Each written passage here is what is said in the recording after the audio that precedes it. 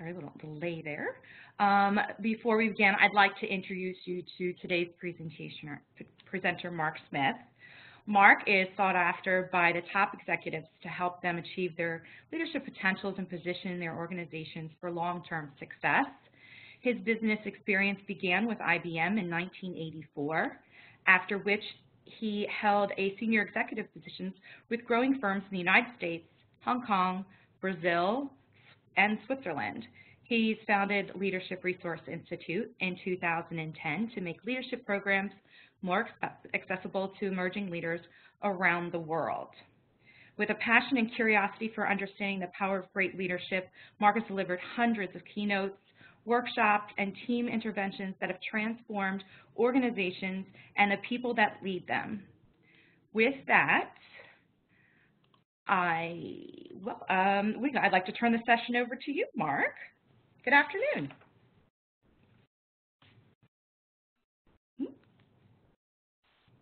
Thanks, Kim, for that introduction. So I am really excited about this topic. In my coaching and my work with leadership teams over the last 25 years, I don't know that I've ever encountered a topic where I hear so consistently this cause of frustration and even dysfunction in organizations as I've heard in the last 2 years about this issue of focus. There's a real pain there for people in terms of their inability for their leaders and for they themselves to focus. So this webinar is about understanding why you as a leader need to get focused and also help your teams get focused. If you choose to get fully engaged in this session for the next hour, the insights and lessons that we'll discuss are going to help you gain clarity about what's truly important. Some of you will leave this session with a better understanding of your job as a leader and how you can increase your effectiveness with some simple tools. Many of you will have a better understanding of the cumulative impact of unfocused tasks and how those are getting in the way of both work and family. Yes, I did say work and family. I was actually reading an article this morning in Forbes magazine that said 93% of people polled considered productivity an important factor of happiness. So if you think about happiness and overall happiness as a goal, work-life balance as a goal, what you discover is that there's a big difference between being busy and being productive, and that distinction is about focus. So I'm going to encourage all of you to start right now. Focus on your own development for the next hour. See if you can suspend multitasking and ignore those inevitable distractions that are affecting you, even as we're talking right now. At the end of the webinar, ask yourself how focused you allowed yourself to be. Think about this next hour on a scale of 1 to 5, where 1 is I was distracted or multitasking most of the time, and a 5 is I allowed myself to truly focus on this important leadership discussion. And at the end of the webinar, I'll get you to reflect. Where did you score yourself? So here are the 4 things I want you to remember after this webinar. 1, focus is not optional, but imperative in high-performance leadership. 2, if you lack focus, you are unintentionally creating dysfunction in your team and decreasing your organization's ability to compete. 3, you are in charge of your focus, not anybody else, and certainly not your organizational culture. 4, gaining focus requires practice and hard work, just like all leadership skills. So in case you missed it, let me say those again. 1, focus is not optional, but imperative. 2, if you lack focus, you are unintentionally creating dysfunction. 3, you are in charge of your focus. And 4, gaining focus requires practice and hard work. So let's begin. We're going to talk about 3 different agenda items today. First, we're going to look at what makes 2018 different. How does your current environment, how is the current environment different, and how does it affect your ability to focus? Then we're going to look at how teams and organizations are impacted by this different environment. And then finally, we're going to explore some tools to get greater clarity for yourself and your team. So a few years ago, Daniel Goleman, perhaps the most noted authority on emotional intelligence, wrote an article in the Harvard Business Review called The Focused Leader. In that article, he made the direct connection between the effectiveness of leaders and their ability to focus. His premise is that directing attention is perhaps the quintessential role of a leader. Think about it. You know that you define the leader as the person that is deciding where we will focus. That's not necessarily the person that is in charge hierarchically, or even the one that is most technically competent. Some of you may remember the leader, Al Lafley. He's the former CEO of Procter & Gamble. And he's one of the most lauded CEOs in history. He's credited with revitalizing Procter & Gamble after a period of stagnation.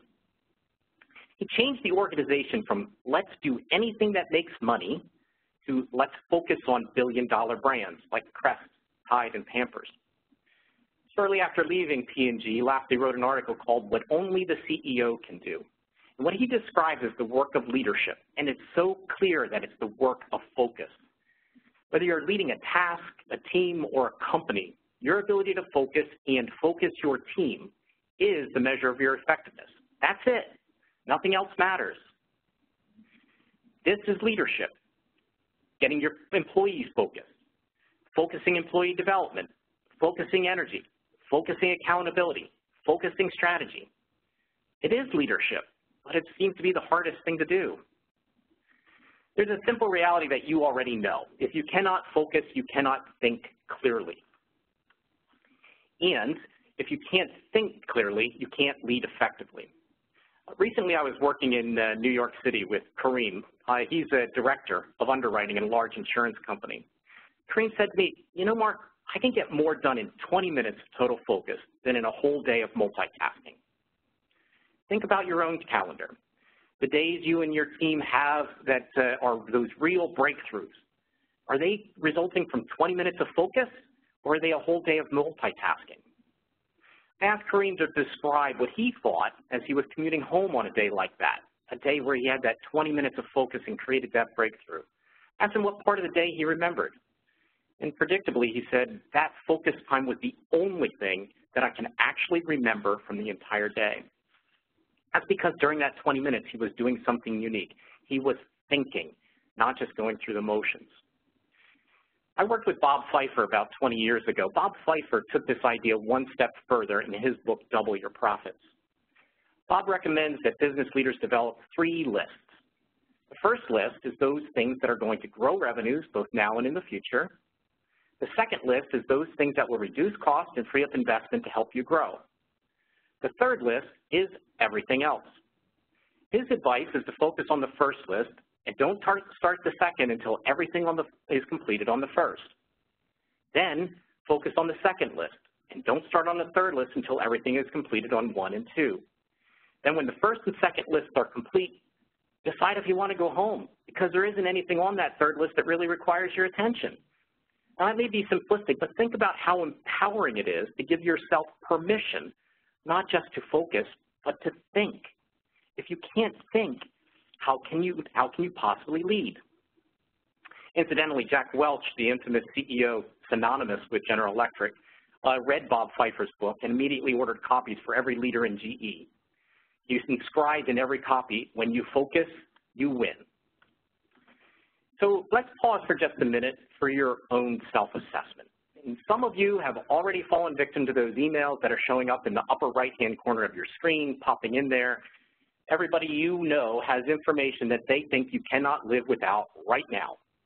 You decide, can you focus for another 45 minutes in this webinar to gain insights about something that can change your effectiveness as a leader? So let's look at our current environment. Why has this become so important now? I read books about people like Thomas Edison, and I marvel at how much he was able to accomplish.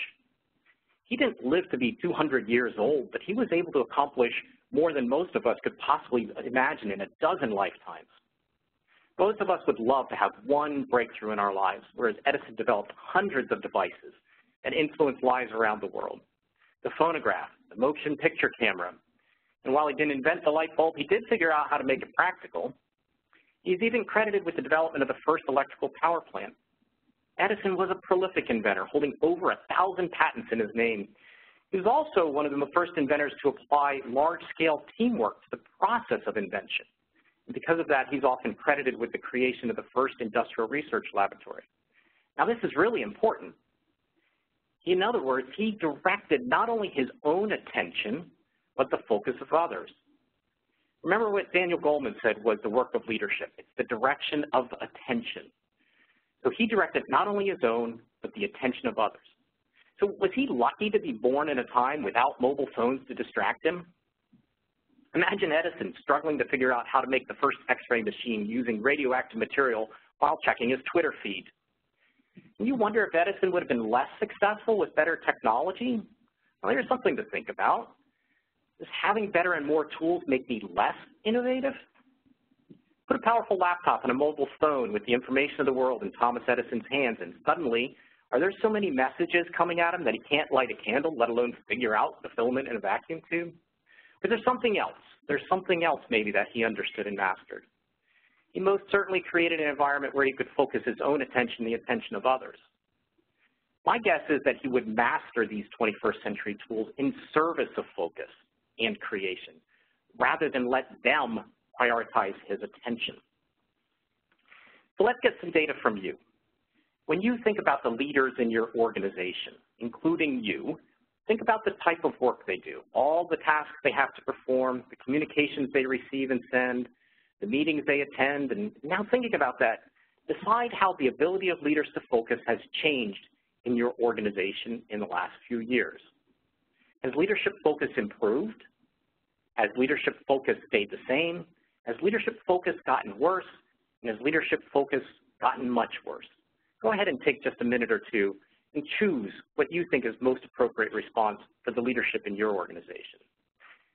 And as you're thinking that through, I'm going to tell you a story about one of the earliest projects that I facilitated to help the team improve its effectiveness.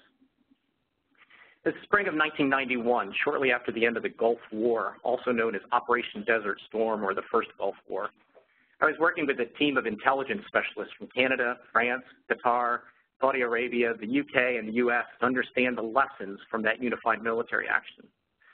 The goal was to uncover what went wrong in communication. You see, before the war actually started, the communication systems worked exceptionally well. We had it nailed. Great information systems, great communications, even among the different countries and military units. Then, as one senior official described it, once war broke out, everybody thought they had critical information that nobody else could be without. Every person with a pair of binoculars thought they needed to be in touch with the bridge of the aircraft carrier and the guy in the tank. The communication pipes got so clogged and the most urgent, important messages couldn't find a way through. The air tasking order, creation, and dissemination went from 5 minutes in peacetime to 5 days in the heat of the battle. Too much information coming in prevents focus, which creates delay. It sounds a lot like your lives as you sift through 587 emails and 75 text messages each day. Now let's see what you think about leaders' ability to focus. As we can see, there's a fair component, about 20%, that feel that leadership focus has actually improved. And there's an even larger component, about a composite of about 70%, that think leadership focus has gotten worse or much worse. And that's pretty consistent with what we see. One of the reasons it's consistent is there always is a component where the burning platform focuses leadership attention. And it's a particular circumstance where when business is in trouble or when things were under a new threat, suddenly we have to get hyper-focused, and our leadership focus improves. A particular story here that illustrates those of you that selected letter A, perhaps, is I was working with an organization that does food delivery service, and they've been doing it for about 80 years, food delivery service before anyone ever thought of it. And suddenly, a company owned by Jeff Bezos bought Whole Foods, and their entire strategy changed. Overnight, they got hyper-focused on how do we survive. And so, yeah, leadership focus improves, and very often it improves when it has to. Those of you that selected C and D, you understand some of the dynamics where we live in a world that reinforces multitasking. In fact, according to the New York Times, on average, people check their mobile phones about every 6 minutes. People spend 30% of their workday in meetings and 30% of the day in email. And I promise you some of that time is actually double counted because people are doing both at the same time. There's an article recently in Fast Company where it said typical leaders believe that nearly all of their time spent in meetings and in email is suboptimal. Oh, think about that for a minute. So we just said that 30% of time is in meetings, 30% of the day in email. Let's just assume that's 60%. And so most of these people interviewed, most leaders, typical leaders as described by Fast Company, said that 60% of our time at work is mediocre at best. That's hardly a recipe for success in leadership. In fact, when I find leaders that are described by others as the best leader they've ever worked with, I find that they're more likely to be disconnected from email and phones for significant parts of the day, rather than those leaders that seem frenetic and disjointed. They don't have less to do. Rather, they have chosen to do less and focus more. One of my colleagues in Sweden is Mira Klintrat with Move Management. Mira has done a lot of work with growth mindsets. And some of you may know that growth mindsets were pioneered by Carol Dweck out of Stanford University.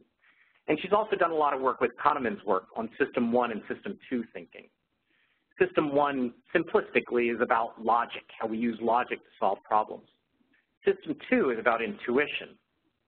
What Mira discovered was that people that were constantly interrupted had less focus for logical thinking and, worse, a lower capacity for intuition.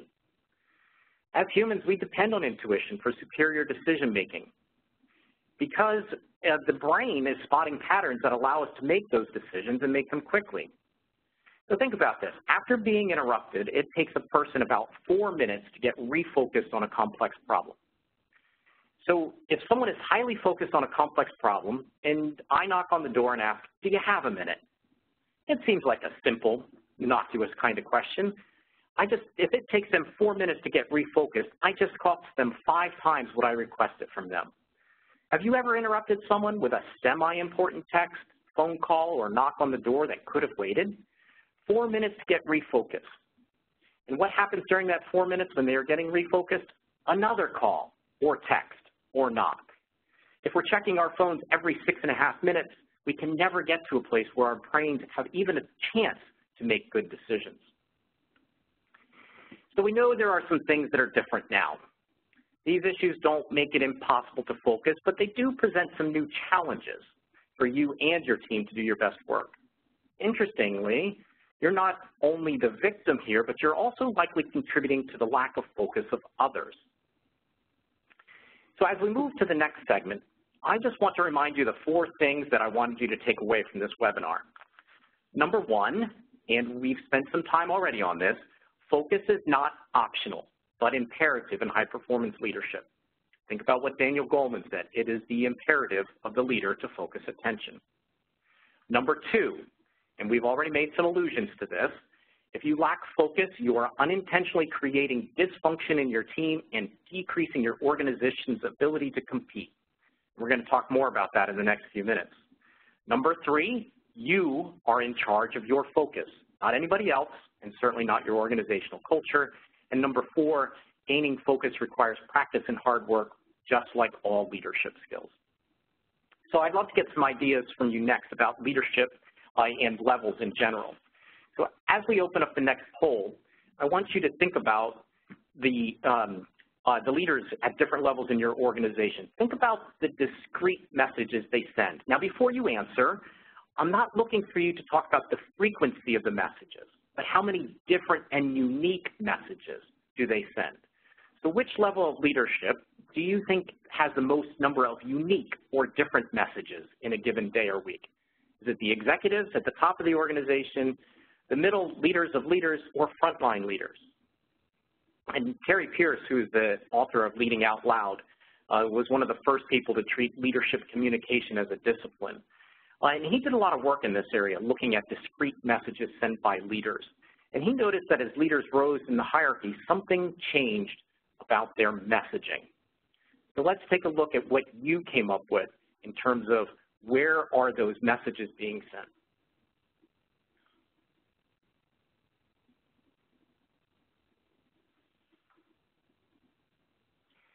So as we wait for those poll results to come in, we're going to discover that you yourself have categorized yourself in one of those levels as well.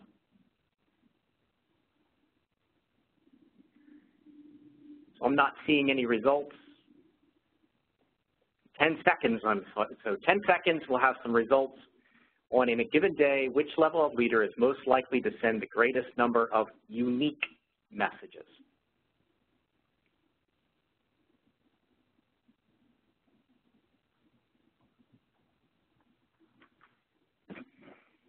Great, so you guys got this right. So when we think about the work that Terry Pierce did, what he saw that it's actually not the executives that send the most unique messages. It's the frontline leaders.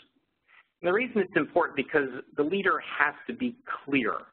If everything is important, then nothing is important. Line managers often send thoughts in a continuous stream rather than well-constructed messages that are designed to provide focus and direction. Very reactive in that way. But less is more. You actually create dysfunction in your organization when you over-communicate.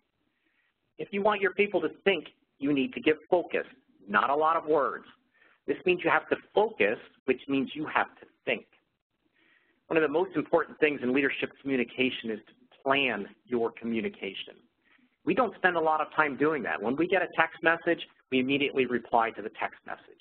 We think that speed is champion. It's not. Speed is not what you're looking for. For clarity of direction, it actually requires you to think through your response, not just send it. So given that focus is a gateway to thinking, I think the case can be made the reverse is also true. So focus is the gateway to thinking. I believe that also thinking is the gateway to focus. So think about those executives with very few but well-crafted messages. So Joe Jimenez is the CEO of the Swiss-based pharmaceutical company Novartis. He's actually retiring as CEO this year, and I had the opportunity to work with Joe and his team in 2008 in Basel. Then, as head of Novartis Pharma, Joe had only 2 messages. The first was patient centricity. Everything must be done with the patient and customer in mind. The second message was that we needed to shed non-core businesses and processes. These messages were communicated in different forms, but they were always present. 10 years later, I still remember those 2 messages. In fact, if I ran into Joe tomorrow, I would be able to cite those 2 messages, and it would be so consistent and clear, I saw him at the same time I saw those messages. If you went to a town hall meeting, you left with those 2 messages ringing in your ears. Analyst calls were predictable and focused. Where are we with patient centricity, and where are we with shedding our non-core businesses? As Gene Litka, one of the authors of The Catalyst, says, the job of the leader is to be relentless and boring. Think about that. That truly takes focus, and focus requires thinking. So focus is the gateway for all thinking, and thinking is the gateway for focus. As you think about your own leadership, could you benefit from improved perception, improved memory, improved learning, reasoning, and problem solving? You ever worry about how you seem to forget things more frequently? Perhaps you are frustrated because you dropped the ball once or twice last week on some commitment. Do you miss clues in body languages or nuances in emails that were easy to read in the past? Focus is the key to productivity, and productivity is the key to the work-life balance. And it's not just about you. It's what your followers need. Blessing White, the International Leadership Development Consultancy and sponsor of this webinar, frequently conducts research on what followers want from their leaders. When you look at some of the top responses, you see that as leaders, others want us to do all of the things that are driven by focus. In fact, your job is to focus. That's it. Stop doing other stuff because it's creating dysfunction. Some of you may be thinking, well, that's easy for him to say. Our organization is structured in a way that prevents focus. So let's talk about that by looking at the next poll.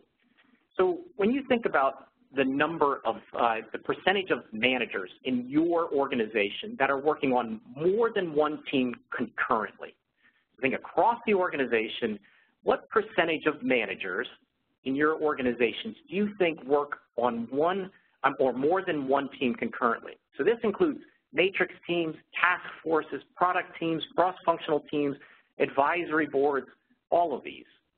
What percentage of managers are working on more than one team concurrently?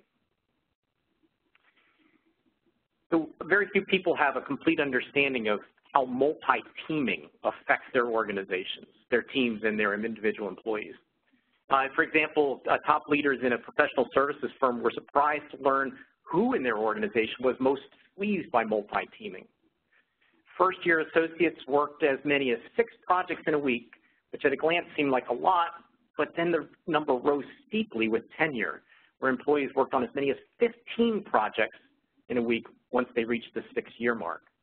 So let's see what you came up with as you looked at your own organization and the number of managers, the percentage of managers that are working on more than one team concurrently.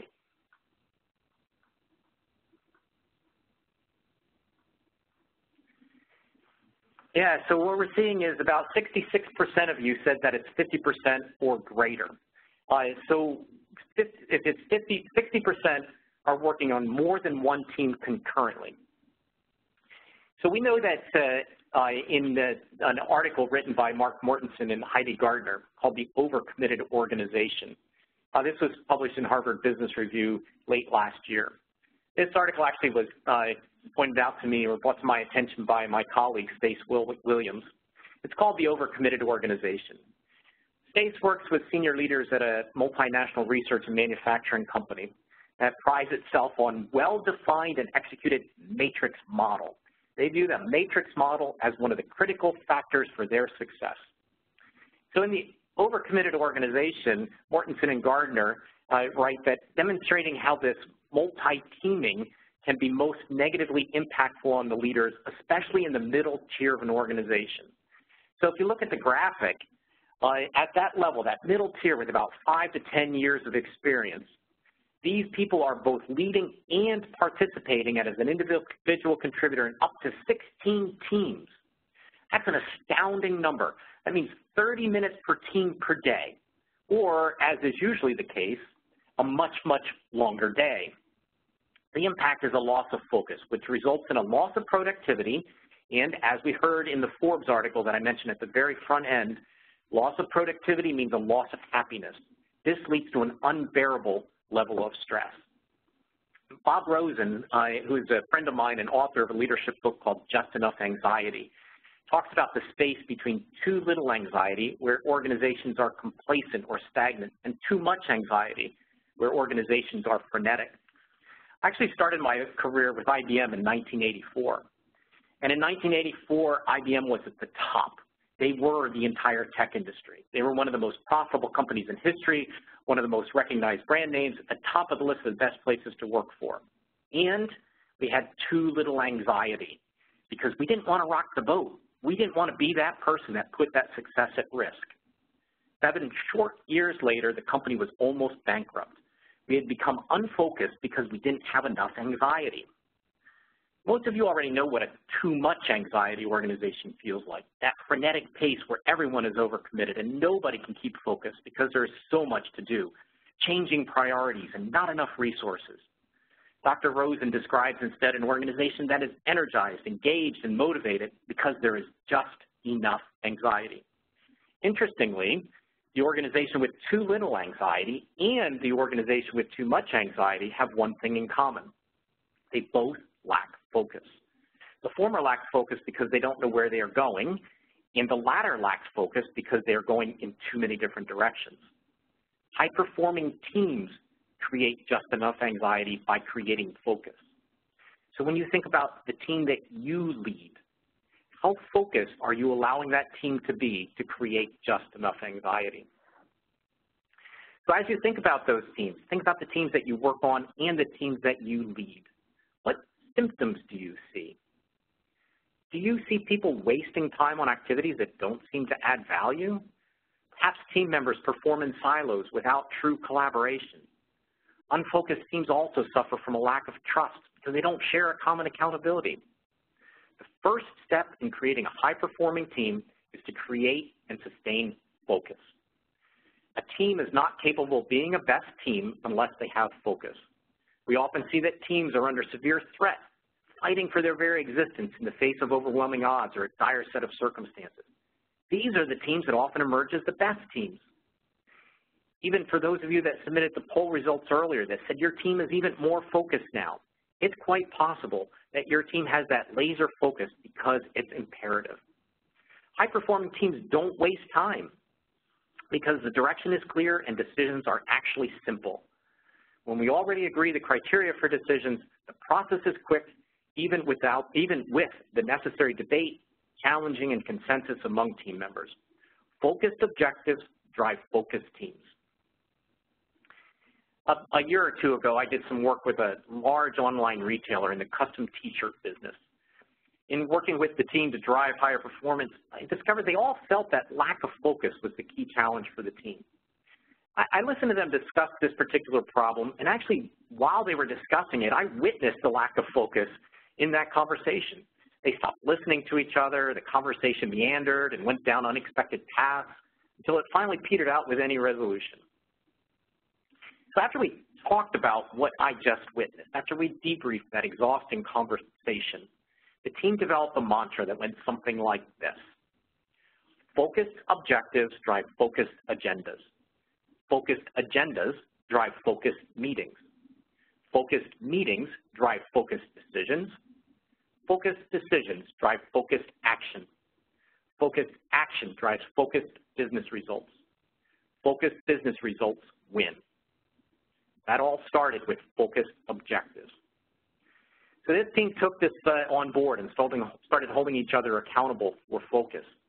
In the end, this team became a true high-performance team. So let's think about who impacts your focus.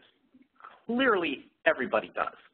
Your family impacts your focus, your colleagues impact your focus, the BBC impacts your focus, Facebook impacts your focus, LinkedIn impacts your focus, and you impact the focus of others. However, you own your focus. It's really easy to say, I can't focus because. I can't focus because other people need me to respond. They expect me to respond immediately. My boss sent out this note to all members of the team, and he's looking for responses within the next minute. I see that 3 other people have already responded. I'm behind. I'm missing something. Or I don't control my calendar. Someone else schedules all of my meetings. So how can I focus when I don't have control of my calendar? Or we don't have the resources. We have too much to do. So it's really easy to say, I can't focus because. And perhaps other people are making demands on you that you see as important, but they still impose a deadline. Maybe your boss keeps changing direction or asking about a different status update every 5 minutes. Perhaps your calendar is jammed full because everybody thinks that meetings with more people, regardless of the value they add, are a great way to limit the risk that someone will feel left out. But you own it. For each of these stories we tell ourselves, there's a better story that unleashes our leadership potential.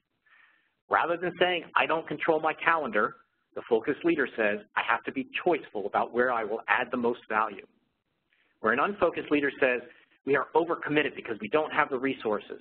The focused leader says, we must prioritize based on our established goals and be willing to say no if something doesn't fit. These are self-limiting beliefs, and they prevent you from showing up as powerful and focused leader. They're actually convenient reasons to avoid the hard work of focus rather than the truth. The first step in focus is to own it. Do that by challenging your own limiting beliefs and rewriting your story. There's some really good news about focus. You can strengthen focus. Vince Lombardi was famous when asked whether great leaders are born or whether they're made. He said they're made, and they're made the same way everything else of value is, by really hard work. And so the good news about focus is you can choose to strengthen your focus. You can choose to make it important and then put in place both processes and consequences to reinforce it. Discuss the self-limiting beliefs about focus with your team and define the rules by which you'll operate as a focused team. Make sure that you have the top 3 to 4 team objectives visible. Put them at the top of every agenda and start every staff review with an assessment of how effectively our team is focused on those objectives. Remove the barriers that get in the way of focus. Take control of your calendar. It was really sobering when I was in Munich last year. with a group of director-level leaders of a leading multinational pharmaceutical company, and every one of them agreed that they no longer had control of their calendars. Think about that. 20 leaders in a room, each of them with 10 or more direct reports, and no control over how they spent their time. If you don't have the courage to decline a meeting notice, you are not leading. One of my favorite tools to help take control of your calendar is the Eisenhower Matrix. This is attributed to Dwight Eisenhower, the 34th President of the United States. If you think about the x-axis here, it's about the characteristic of urgency. Now, urgency is something that's driven by time and is usually defined by others. Other people determine the timelines on things, not you. Now, anything that you apply time to is by definition urgent. So that means every meeting notice you accept is a declaration that the meeting is urgent because you've allocated time to it. The same is true for every text message you spend time on or anything that takes your attention. It's by definition urgent. The y-axis is important. Now, importance is not defined by others. This is defined by you. And what Eisenhower observed was that those things that were urgent were seldom important, and those things that were important were seldom urgent.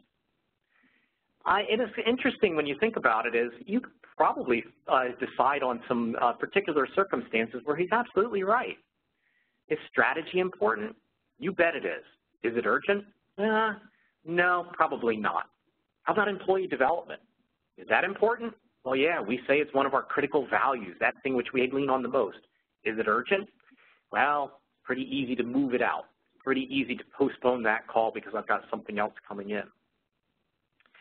Unfortunately, 90% of leaders that I ask will say that they don't follow the urgent and important matrix in the way they'd like to. So most of us would agree the first thing we should do is those things that are urgent and important. So those things in that upper left-hand quadrant. Let's do those things.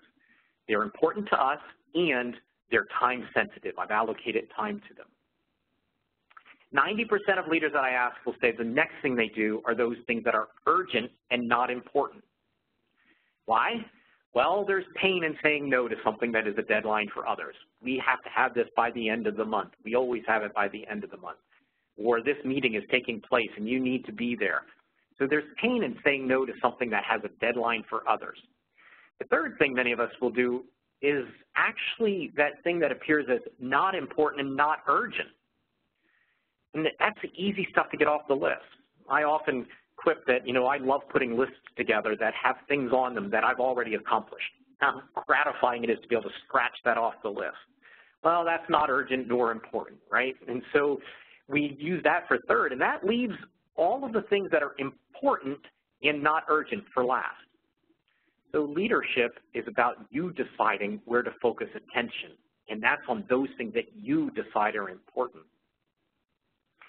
So that box, by the way, is where employee development lives. It's where inspirational leadership lives, and we get to it last, or not at all.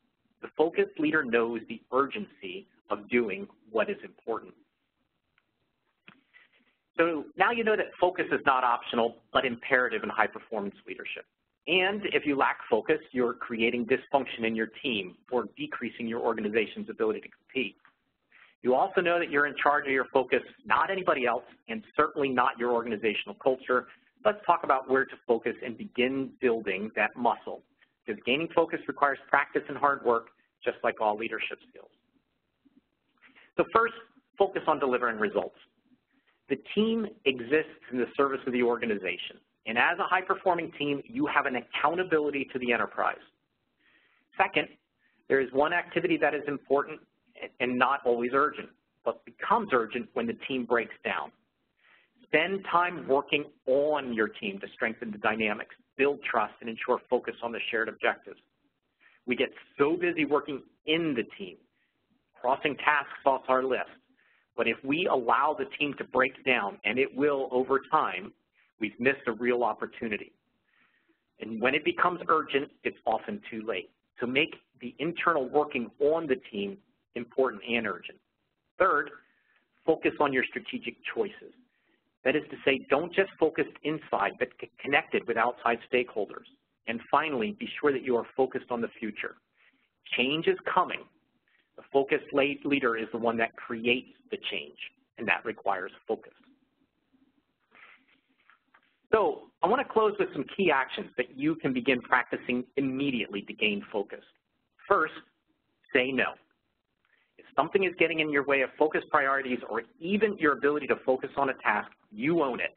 You have the ability to say no. Practice it. Second, delegate when possible. The leader's job is to provide consistent direction and reinforce alignment with the team goals. As Daniel Goleman said, it's to focus attention. Delegation helps you to stay focused on where you add the most value to the team, which is the role of the leader or director of team focus. Next is create dedicated focus time. Choose to stay focused on your most important priority by turning off the Wi-Fi and silencing your phone. See if you really can get more done in 20 minutes of focus than the whole rest of the day combined. And if that works, you may find yourself carving the whole day into those 20-minute highly focused segments. Use the out-of-office reply to psychologically give yourself time to focus. Give yourself that permission. If you feel guilty by not responding within 30 seconds to a message, you probably are not very focused for the day. Remember that every calendar invitation is a choice. You own it. Is this the most valuable use of that most precious of corporate assets, your time? Because you're choosing to apply that asset, your time, to something that you need to determine is important, not just urgent.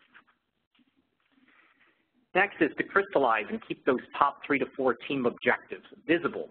And finally, find some allies to hold you accountable when you slip. Remember the custom t-shirt people that lost focus? They created a code word that helped them hold each other accountable. Drawing on a popular animated film where the dog gets distracted whenever he sees a squirrel. I don't know if you've seen the movie Up. When you see squirrel and the dog gets distracted. Well, now any member of their team can simply say the word squirrel, and the entire team gets it. We need to get refocused. So create those allies. You can do it in a meeting. Find someone in the meeting and say, you know, hey, as we go through this meeting, I know that sometimes I get off topic. At the end of the meeting, can you let me know how focused I kept the conversation? And what you've just done is 3 things. 1, is you're going to pay more attention to it because you know someone is watching you. 2, is you've built trust with another member of the team. And 3, you're going to get some honest feedback at the end of the meeting about how focused you were. So I'm going to remind you of those 4 takeaways and ask you a question before I open it up to you for questions. So those 4 takeaways: focus is not optional but imperative in high-performance leadership. 2, if you lack focus, you are unintentionally creating dysfunction in your team and decreasing your organization's ability to compete. 3, you are in charge of your focus, not anybody else, and certainly not your organizational culture. And 4, gaining focus requires practice and hard work, just like all leadership skills. And a question for you. I'm not looking for you to respond to anyone but yourself.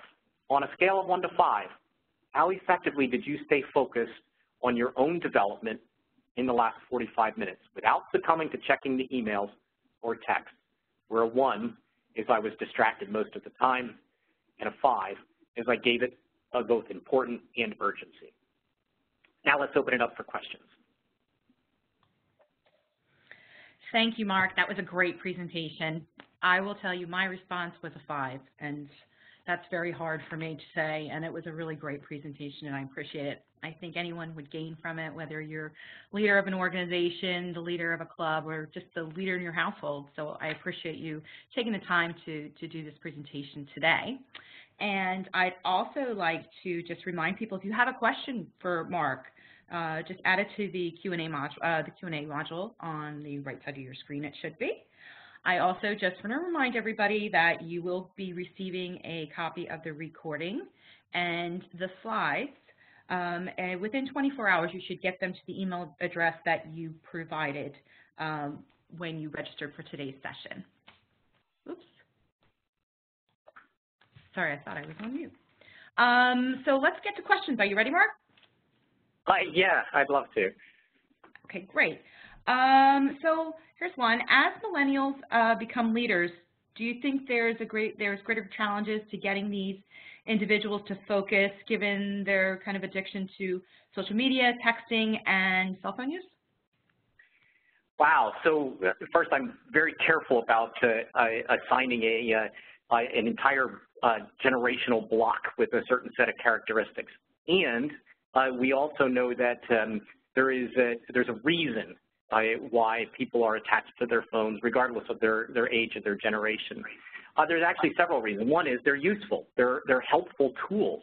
And the wonderful thing about helpful tools is that there has emerged an opportunity to actually use those tools to create focus. So whether you're using tools like Google Hangouts, for example, there is a wonderful set of tools that actually allow you to get more focus. The question is whether you're letting those tools drive your sense of urgency and importance. So are you responding to things because you feel guilty or because you feel like you have to, as opposed to are you taking control of it?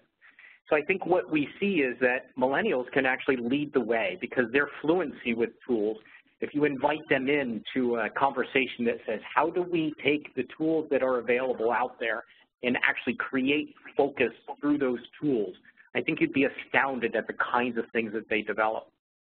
Also, in that Forbes article that I mentioned early on in the presentation, it was specifically about millennials and focus. And what it concluded is that millennials have a strong desire to be productive. And what we need to do in order to support that productivity, because remember, 93% of people believe that productivity is closely related to happiness. And since we know that that's the case, we want to find a way to help them channel that through these ideas of focus. Okay, great.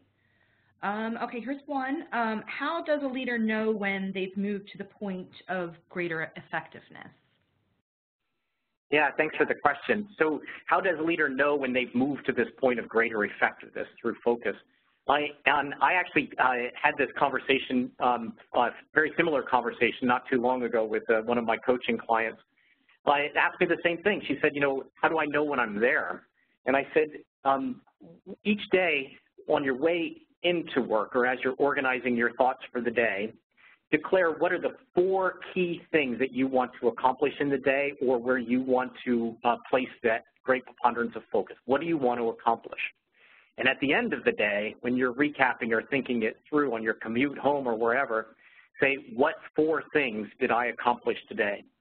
And if you're able to answer both of those questions in a consistent way, it means that you've applied your time in the way that you thought would yield the greatest value, and you've taken control. Okay, we have a couple more minutes. Let's take another question here that we have. What advice can you offer this person for staying focused and keeping their team focused when the boss consistently expects them to respond immediately to every communication? Yeah, and so this, first of all, it's a story we tell ourselves, right? So the story here is my boss expects me to respond immediately to every communication. So I would challenge that. The first thing I would do is if we're working on the team and we're in an environment of candor and trust, then we would have that challenge the boss. So it feels like you expect this response immediately. Is that true? And if it's true, here's what the implications are. So when we think about this is the way that we're describing it here, it makes me feel like I'm the victim, right? I'm the victim here because my boss expects this. And the reality is that we're not. None of us wants to be in that boat. So take control of it. If you have a fear that bringing this forward is a career-limiting move, being candid with the boss, you may want to really take stock about the organization and the culture that they're trying to drive. And if it's a candid and open environment, as most of us are striving towards, that's a conversation that will help unleash the power of not just you and not just the boss, but the entire team. Great. Somebody asked the question that they had heard you phrase, the job of the leader is to be relentless, and they were wondering if you could just repeat that as they didn't hear the whole phrase. Sure. That's actually some work that Jean Litka did at the University of Virginia. She wrote a book together with two co-authors called The Catalyst. And it's about how people create breakthroughs, even in large organizations, how they create this entrepreneurism. And the phrase is, the job of the leader is to be relentless and boring. So it sounds counterindicated here. The word boring is often negative. The implication is you are saying the same thing over and over because that is one of the pieces of evidence that you have focus. That's great.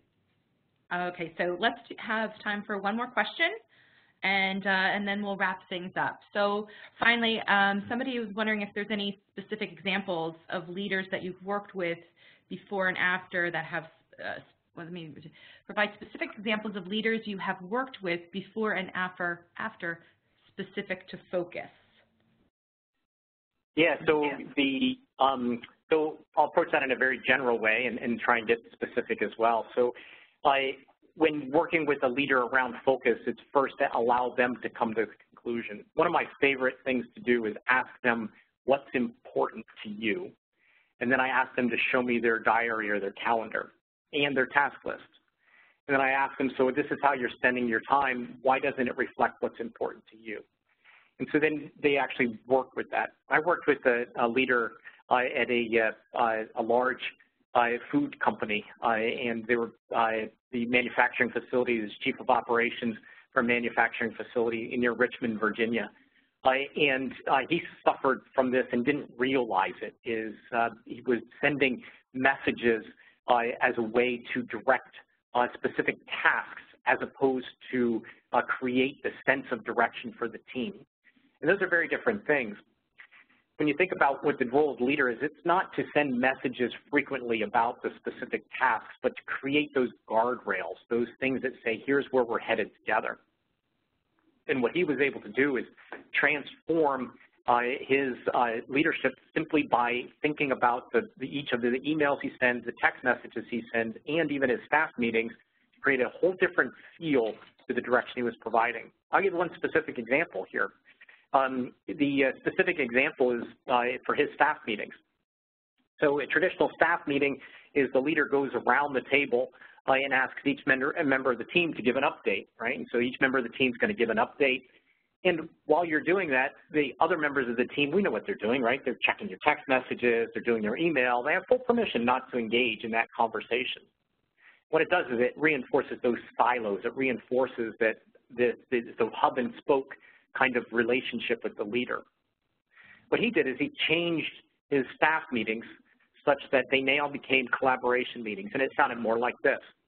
So as we go around the table, we're going to start with Amanda, and as Amanda gives her update, each one of you is going to be expected to give Amanda one suggestion to improve the effectiveness of the project she's working on. And then we'll move to the next person. And when that person gives their update, each one of you is going to be expected to give one suggestion. Everything changed. People know they're going to be asked to provide and challenge, each individual. And Amanda, in this case, knows that she's going to be given the opportunity later, so her level of candor is right where it needs to be. So simple tools like that to get your whole team focused around what's important becomes a self-support mechanism, not just for you with an individual relationship of an employee, but for the whole team to create higher performance.